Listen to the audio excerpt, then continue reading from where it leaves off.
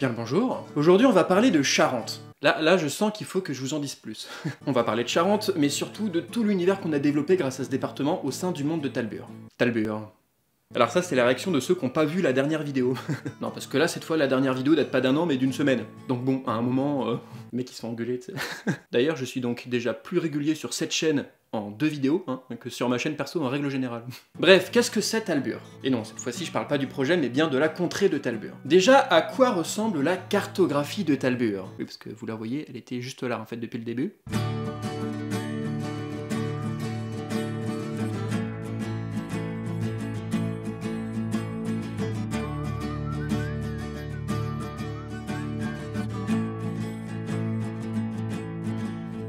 Est-ce que c'est pas hyper beau? Non parce que si vous aimez, je vous invite à aller voir la description, parce que je mets l'insta de Léa qui a fait la carte. Ok, bon quand même, pour en arriver là, on a dû faire des recherches historiques et géologiques sur le territoire charentais. Oui, mais pourquoi la Charente? Vous voyez, eux?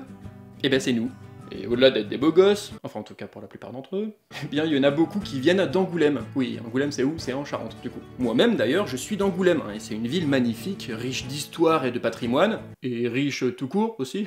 Que n'y a-t-il pas de plus cohérent comme univers imaginaire que des références réelles? Vous l'aurez compris, le monde de Talbure est directement pompé sur le territoire de la Charente. L'ensemble des villes et du folklore local ont donc été étudiés et caricaturés. D'ailleurs pour ceux du coin, vous remarquerez des références si vous avez l'œil. En vrai il y en a qui sont quand même assez faciles à repérer, vous verrez. La cité talburienne d'Angolesme a par exemple été très fortement inspirée de la ville d'Angoulême. Et tout ça au terme de l'étude de son histoire, de ses activités, mais également de ses architectures. Angolesme, Angoulême, eh oui, là ceux qui ont l'oreille, ils ont remarqué une petite assonance. Au niveau de l'étymologie, c'est hyper subtil.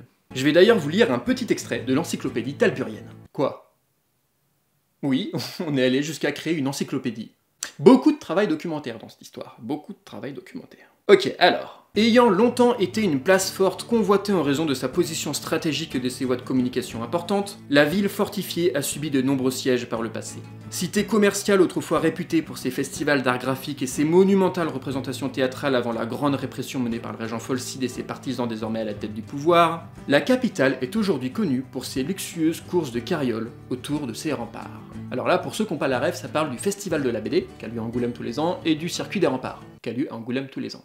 Mais là, du coup, l'épisode 1, celui qu'on a tourné, il se passe dans la ville fictive de Grognac, donc une libre adaptation de la ville de Cognac, que vous connaissez notamment pour son alcool, le cognac. Et ben c'est pour ça que dans cette scène de taverne, certains des personnages sont amenés à consommer du Grognac. D'ailleurs, pour ceux qui ont l'œil, oui, là on part en travelling. Et ben la bouteille de Grognac elle est juste ici. Faut savoir qu'à côté de ça, le royaume de Talbure mène une politique protectionniste, dans laquelle la paix est privilégiée au détriment de la liberté au sein d'une autarcie. Oui, c'est parce qu'en fait on sait pas trop ce qui se passe derrière les frontières de Talbure. Même moi en tant qu'auteur je sais pas trop, et je m'efforce de pas l'imaginer pour garder cette petite part de mystère. Dans ce monde, la magie classique c'est-à-dire la magie qui est commune à plein d'univers du même registre que vous connaissez déjà, et ben elle a disparu au profit d'une scientificisation de la contrée. En fait on ne parle même plus de magie mais d'électropsychisme, qui est expliqué scientifiquement dans le scénario d'ailleurs. Forcément ça renvoie à des problématiques environnementales parce qu'elle est liée à un essor industriel de la contrée, responsable de la destruction de l'environnement, de la perturbation du climat et de la biodiversité. Et au final, même si l'écriture des dialogues de la série est plutôt légère et comique, les thématiques abordées tendent à mettre en évidence que le divertissement peut aussi révéler une richesse culturelle et réflexive. Et ouais, on peut se marrer, et se rendre compte qu'il y a une morale cachée derrière la vanne. Oh. Bref, si le projet vous plaît, je vous invite à vous abonner à nos réseaux sociaux et à notre chaîne YouTube. Après tout, c'est grâce au soutien des internautes qu'on a déjà pu faire tout ça. Donc encore merci, et croyez-moi, on n'a pas fini d'avoir encore envie de faire des trucs pour ce projet. Il y a plein de choses qui vont arriver, que ce soit la web-série ou d'autres projets qui gravitent autour de ce projet. Des exo-projets. Oh, c'est stylé ça comme nom. Et du coup, tout ça sera porté par l'association qu'on est en train de créer, c'est-à-dire Studio Gaspard. Du coup, je vous dis à la semaine prochaine pour... pas pour l'épisode pilote, toujours pas.